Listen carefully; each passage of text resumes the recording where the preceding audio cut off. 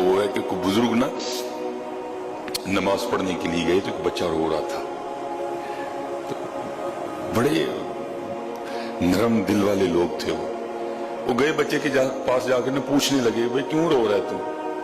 وہ اس وقت کا جو بھی رائج الوقت سکہ تھا، جو بھی تھا اس وقت کا، اس نے کہا جی میرا 1 روپیہ کھو گیا ہے، میں اس لیے رو رہا ہوں۔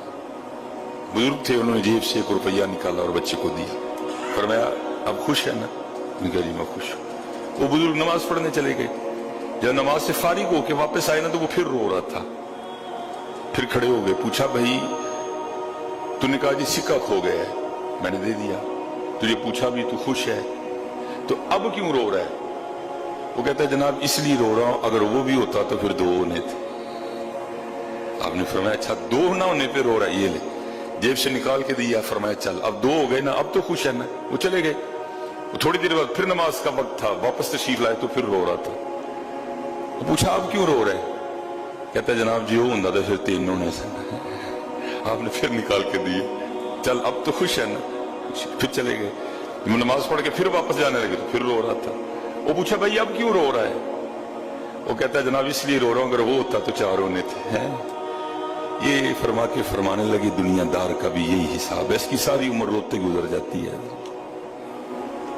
وہ ہوتا تو وہ نہ تھا، وہ ہوتا تو وہ نہ تھا۔ باقی حضرت یہ جس کو آپ اور میں بھرنے نکلے ہیں، یہ تو محبوب دو عالم کہہ رہے ہیں، یہ تو جان عالم کہہ رہے ہیں، اوے اللہ اس کو قبر کی مٹی کے علاوہ نہیں بھر سکتا کوئی۔ جس کو آپ اور میں بھرنے نکلے ہیں نا، اس کو قبر کی مٹی کے علاوہ کوئی نہیں بھر سکتا۔